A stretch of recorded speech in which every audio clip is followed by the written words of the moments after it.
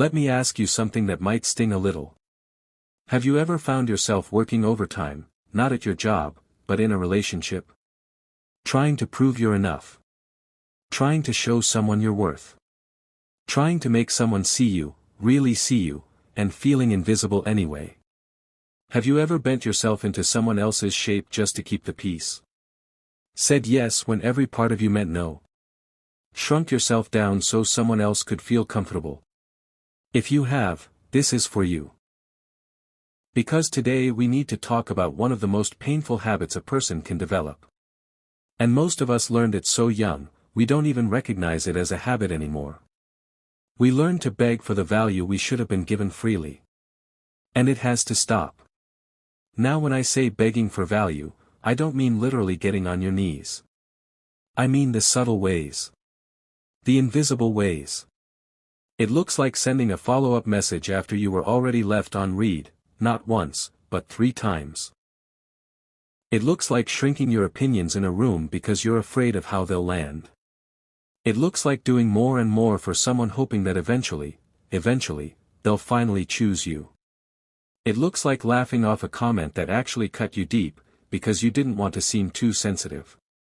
It looks like tolerating behavior that you would never, accept from a stranger, because you've convinced yourself that love means endurance. It looks like explaining yourself over and over to someone who was never really listening. That is begging for value. And it is exhausting.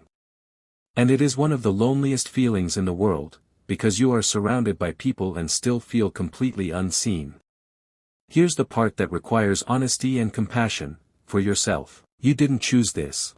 Nobody wakes up one day and decides to undervalue themselves. This was learned.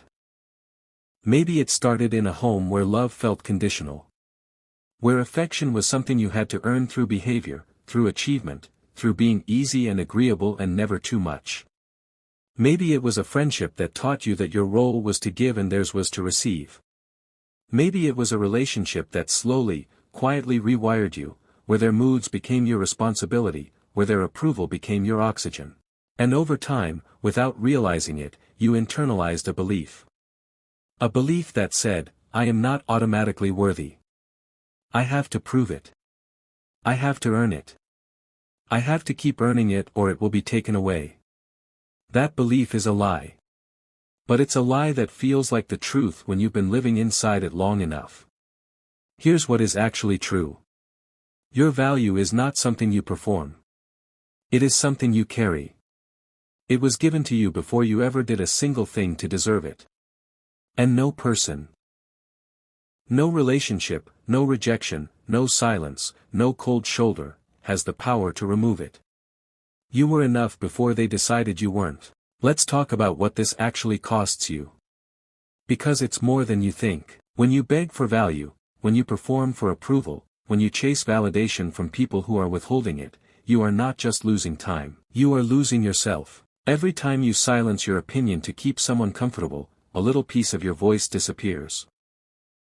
Every time you accept less than you deserve and tell yourself it's fine, your standard quietly lowers. Every time you chase someone who is walking away, you teach yourself that you are worth chasing after, not worth staying for. And the cruelest part of it all. The people you are begging rarely respect you more for it. In fact, and this is hard to hear, the begging often pushes them further away. Because people don't treasure what comes without cost. They treasure what holds its ground. When you have no boundaries, people don't think you're loving. They think you're convenient. And you deserve to be more than someone's convenience. So what does it actually look like to know your value? Because it's not arrogance. It's not coldness. It's not building walls. It looks like this.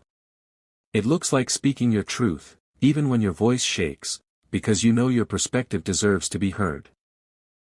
It looks like walking away from a conversation that repeatedly disrespects you, not with anger, but with quiet dignity. It looks like not explaining yourself to people who have already decided how they feel about you. It looks like giving your time and energy generously, but only to places and people where it is genuinely received and reciprocated. It looks like being able to sit with someone's disappointment in you, without immediately collapsing and changing who you are to fix it. Knowing your value doesn't mean you think you're better than anyone. It means you understand that you are not less than anyone either. It means you stop auditing yourself through other people's eyes. It means you become the one person in your life who never abandons you, yourself. Here's how you start living this, today. 1. Notice the pattern without judgment. Start paying attention to when you are shrinking. When you are over-explaining.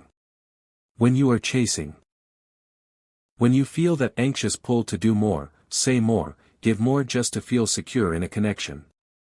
Don't shame yourself for it. Just notice it. Awareness is where change begins. 2. Let the silence be their answer. When someone shows you through their actions, through absence, through inconsistency, through hot and cold, that they are not showing up for you, believe them. You don't need to send the message. You don't need the conversation. Their behavior is already the conversation. Let it be enough. 3. Invest where you are valued, not where you are tolerated. Your time, your energy, your love, these are not infinite. They are precious. And they belong in spaces where they are welcomed, honored, and returned. Not in spaces where you are always the one giving and never the one receiving. 4. Practice the pause.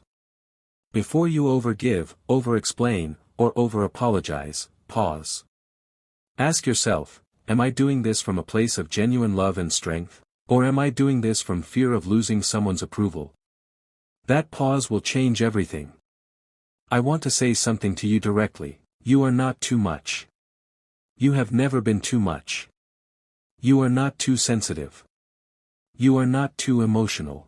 You are not too needy for wanting to be seen, heard, chosen, and loved without having to fight for it every single day. That is not weakness. That is a human being asking for what every human being deserves.